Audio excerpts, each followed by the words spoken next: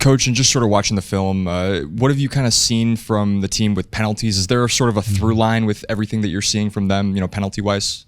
Yeah, undisciplined. Definitely some good calls there.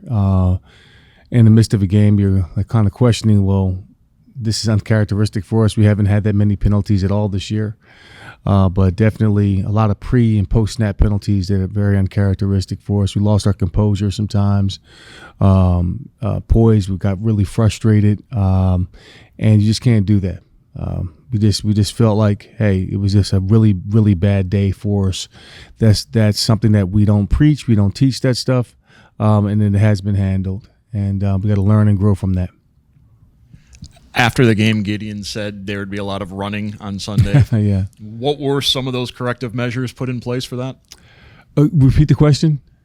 What were the penalties for the penalties? Was there a lot of running yesterday? What are some of the corrective there was measures? a preparation period. I mean, we do certain things to remind ourselves, like, hey, we get penalties. There's some things associated with that. And it's built for conditioning. It's built to remind ourselves, hey, this is not who we are.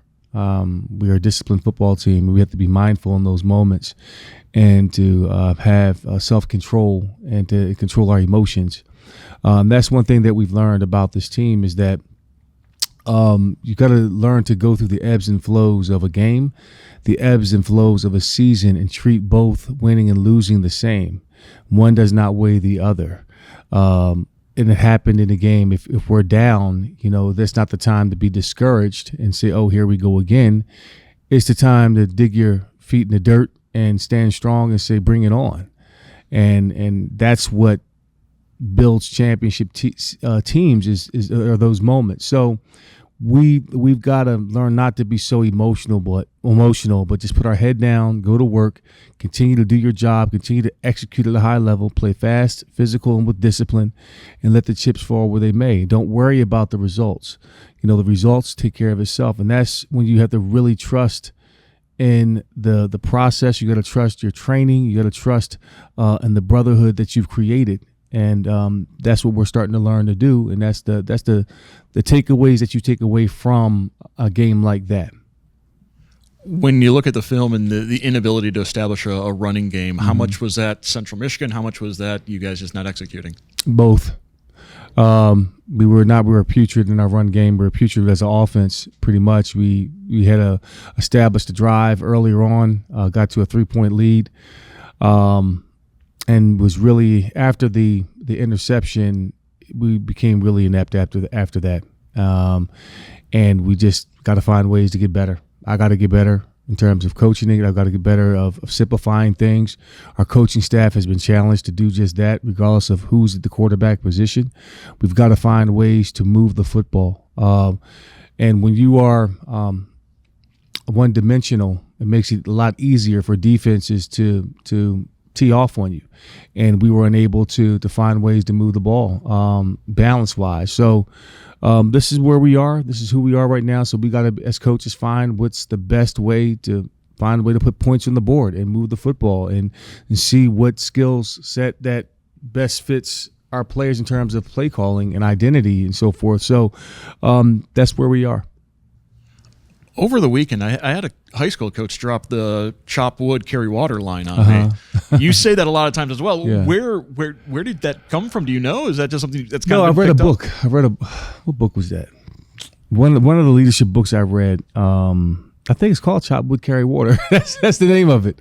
And it just goes back to fundamentals. I've always believed in, as a player, certainly as a coach, is to go back to work. Regardless of what happens, how you win, even when you come off an emotional win that we had 2 weeks ago against Toledo, you got to come back to work. You got to get back settled and not get caught into what people are saying, the outside noise, and what people are saying in terms of patting you on the back and that a boy and all of that. And there's still work to be done, and that was the focus. Was saying, hey, we found a way to win a ball game, but we're still not where we need to be. We still have a lot of work to do. And I think guys are starting to understand that. So, yeah, that's always been my motto. I remind myself of that. When I start to go off the rails a little bit and try to think of overthink things, just go back to chop wood, carry water. That's what we want to do. That's the motto. What are the challenges? What are the opportunities this week going on the road, taking on a 2-5 Kent State team?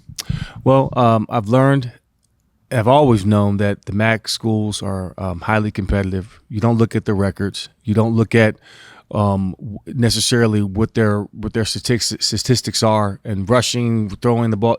You're going to play a competitive ball game every single week. So we've got to come in with the right mindset. First of all, come in with the mindset to come to work, to learn the details of our plays, to simplify things so we can play fast, to have confidence in what we're doing, what we're calling, and how we're playing it, and to continue to be disciplined and not worry about the end of the season, championships, bowl. That does not matter. What matters is how we approach tomorrow and the rest of this week in terms of our preparation and getting ready to play a competitive ball game on the road against a quality opponent. So that's going to be our mindset. Any update with Drew? How's he doing? He's making progress. Can't give you an update in terms of if he's going to go or not this week, but he's getting closer. How do you maximize Lucian? Him the last 2 weeks, we've seen him be really good against Toledo. We've seen him struggle against Central. How do you maximize him? Well, that's the growing pains of a young quarterback. You're going to have that inconsistencies. I mean, that's where you are with it, and he has to learn and grow. There are some opportunities that he left on the field, and I think he's taken to coaching, and we just got to manage him as he goes, and we've got to find ways to make sure that he's successful. If that's just a couple concepts here or there, and running 4 or 5 different concepts or less, that's what we're going to have to do, and have to understand that it's going to be complementary football from across the board, that we may not be able to churn out sustainable drives and efficient run game. It may be a situation where it's a game of field position, playing great defense, and the margin of error is slim when you play that way, but that's where we are. We have to learn how to play that way because that's the hand that's given to us. Coach, you talked about not being one-dimensional. What is the message to Lucian? It seems like the last couple of games he's been fairly efficient, completions to attempts, but he's been snake-bitten on a couple of these tip balls. What do you say to him? Well, yeah, I mean, hey, you know what? It's unfortunate that happens, and as a quarterback, there are certain things you're coached to do in those situations. In the screen, that shouldn't have happened. He should have burned it. You have to recognize that. So his eyes have to settle down. He's got to see the field better. He's got to see those opportunities. He has to anticipate better. His pre-snap reads are indicators of what needs to happen within the play, and I think he's starting to learn and understand that. So we just have to continue to coach him and be better, and again, not put too much on his plate that he can't handle it. But everybody has to understand and rally around that. Understand that, hey, we have a quarterback that's young, and he's going to go through the growing pains, and he's going to make great plays. He's going to make some bonehead plays, but we have to support that. Understand that, hey, we're going to support him, and we have to do our job, put our head down, chop wood, carry water.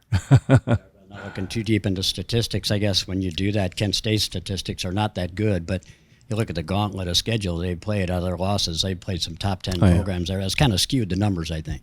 It is, and that's why I don't look into it. I mean, when you play teams like Texas Tech, ranked in the top of the country, top 25, Oklahoma, Florida State. Yeah, they played Toledo last week. We played, so you don't necessarily look at the statistics. You look at the quality of the team. They're well coached. They have some ball players on that side of the football, on both sides of the football. Their defense, they fly around. They have some good athletes in the linebacking core. They have a really good returner who's returned 2 kickoffs so far. So, again, in the MAC, you can almost guarantee, regardless of your schedule, regardless of your record, you're going to play competitive football every single week. About not getting caught up in the pats on the back after a big win against Toledo and the hype. 2 big games in a row, 24,000 in the stands both days. that's an extra obstacle for you and your team to overcome with all that distraction that goes on for, with the hype for some of these games. Well, I don't believe in excuses for that. That's should never be an obstacle. And again, it goes back to the mental toughness to fight against the human nature to, hey, we're riding high and this is the distraction. We got to settle back down, understand that there's more ball games to be played because winning is a deodorant. It covers up the stink of what's really going on. And there was a lot there that we had to grow and learn from. From starting off fast to playing disciplined football to taking advantage of the opportunities that are given to you. There was a lot of opportunities that we left on that football field that can go unchecked if you don't check it. And, our thing was to attack complacency last week.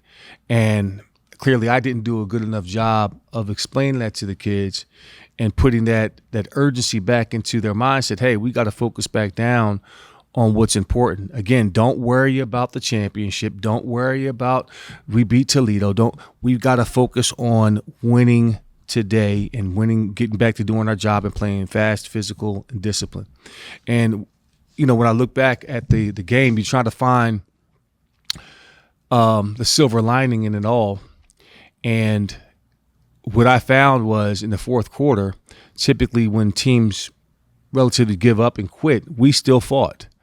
Even though we knew the circumstances weren't in our favor, there were some clips, certainly in the last couple of plays, that I showed where the effort was there. R.J. Garcia running downfield on the interception, giving great effort. Didn't have to. There was no need. I mean, for him, he wants to compete.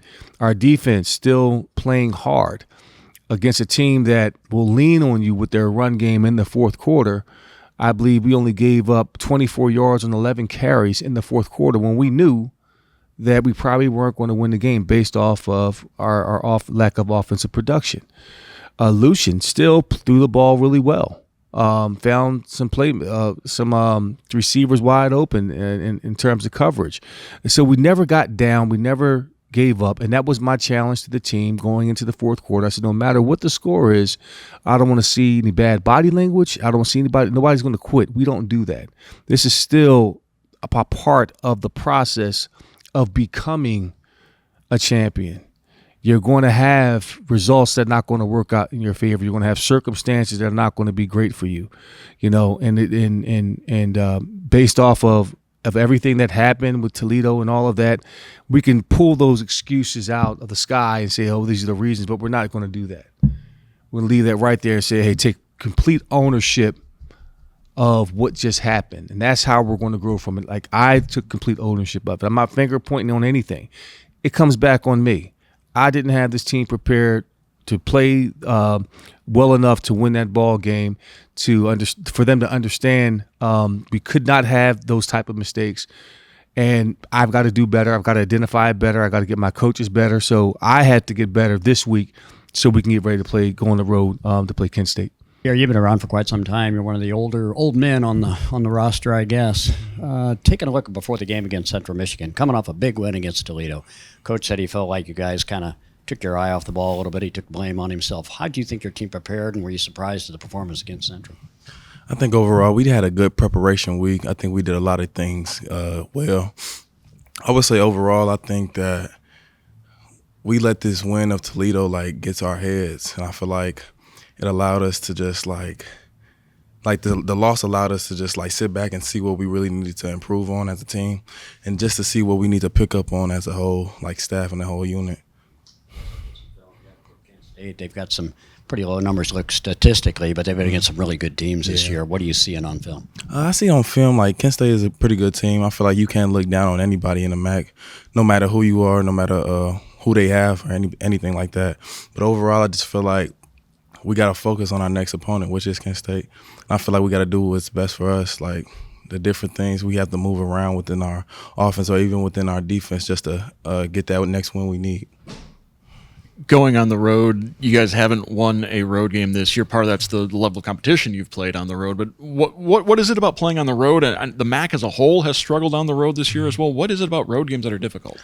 I wouldn't necessarily say it's anything on the road. I would just say it's more of a mentality that you have to keep throughout the whole season. And I feel like it's just been up and down probably through the whole course of the MAC. So I would just say like the mentality that you must keep through the whole season is what you really need.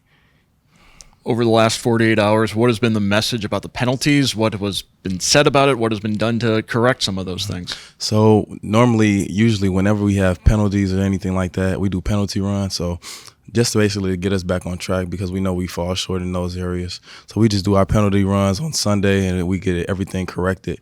Like we do like our walkthroughs as well. So that's really it. What is a penalty run? How much are you guys running? So I would say like it's like half the field, and we'll go like back and forth. And so basically like a half gasser or like a full gasser, or either we might even go to the hill and we just run the hill sometimes. So how many penalties we got, that's how we have as a team. Kent State, big rival. I don't know if it gets the same amount of hype as the Toledo rivalry. You've been around this program for a while now. Where do you put that rivalry among the others? I wouldn't say it's as big as the Toledo rivalry, but I would definitely say Kent State is a worthy opponent for us to play. I definitely think they deserve basically just us in depth, like with the film and different things like that. We just need to focus on them and different things like that. One more question real quick. You can give us an inside view if you can. Mm-hmm. Coaching style. Mm-hmm. Scott Leffler, we see him from the outside, very intense, very focused. Eddie George, something similar. Compare the two coaches and their coaching style now half a dozen games in under Coach George. I would say Coach George is more of a like, I feel like he's real like straight to like the nitty gritty. Like he's a real strong, focused coach, a really strong believer on a lot of things.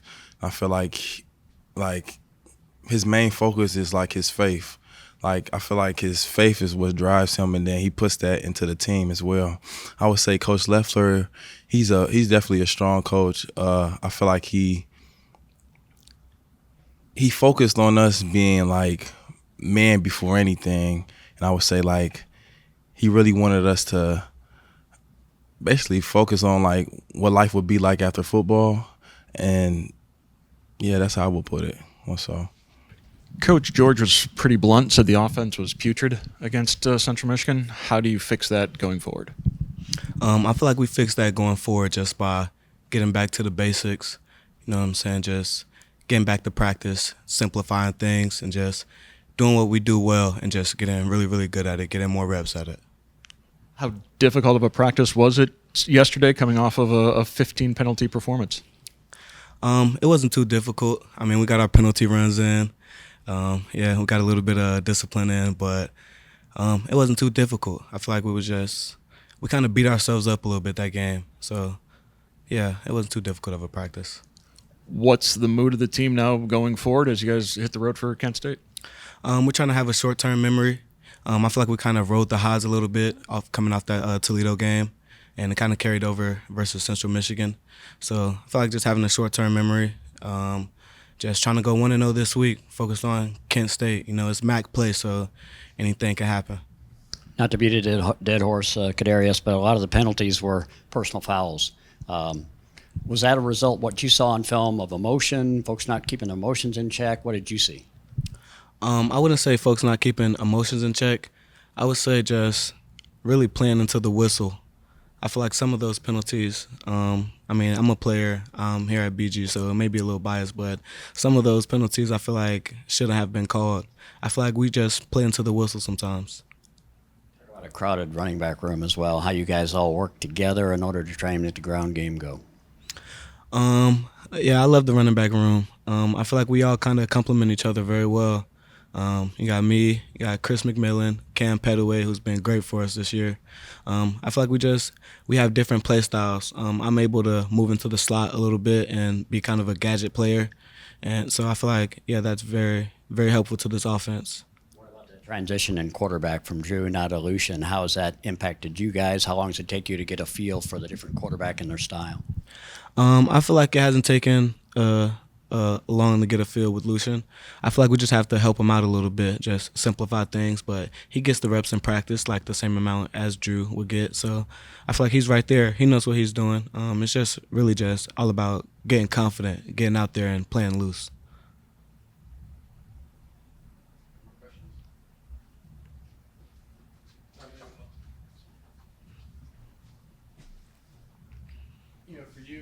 You had to sit out last year, so what's it just been like being able to get to play for Coach George here after going to Tennessee State, and just how much of your love for football is just you've cherished this year because you missed last year? It's been amazing. I feel like that kind of humbled me sitting down last year. I was excited to get back, and I really appreciate Coach George and Coach Crawford for keeping that relationship with me, keep checking up on me. Like, even on the days they were playing in the season, they still made sure that they checked up on me. And, yeah, it's been good to get back to it, and I'm excited to play these last 5 games and see what I could do. You're kind of a threat from a rushing and receiving standpoint. What part do you have the most fun with when you get how do you like getting the ball? Just any way I can, for real. I be trying to go to the end zone every time I touch it. I really feel like I haven't scratched the surface of what I'm able to accomplish this year. I really feel like I've been kind of on the dead end. So I'm really excited to play these last 5 games.